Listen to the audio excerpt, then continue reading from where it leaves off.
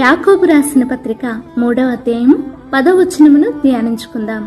ఒక్క నోట నుండి ఆశీర్వచనమును శాపవచనమును బయలువెళ్ళును.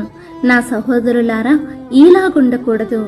మన దేహంలో ఒక పాప ప్రపంచముందని మీకు తెలుసా? అదే మన నాలుక. మనిషి మరి దేనినైనా సాధు చేయగలరేమో కానీ నాలుకను సాధు చేయలేరని దేవుని వాక్యం మనల్ని హెచ్చరిస్తోంది. జీవన్మరణాలు నాలుక వశంలో ఉన్నాయని పరిశుద్ధ గ్రంథంలో రాసి ఉంది. కాబట్టి మన నాలుక నుండి ఎల్లప్పుడూ మంచి మాటలు, సమాధానకరమైన మాటలు, పరిశుద్ధమైన మాటలు పలికే వారంగా ఉండాలి. ఇది దేవుని మాటలను ఎల్లప్పుడూ మనం ధ్యానించడం ద్వారానే పొందుకోగలం. కొంతమందిని మనం గమనించినట్లయితే వారి మాటల వలన అనేకులపై నిందలు వేస్తూ, చెడ్డ మాటలు పలుకుతూ, అబద్ధాలు చెబుతూ వారి జీవితాలను, కుటుంబాలను పాడు చేయాలని చూస్తూ ఉంటారు.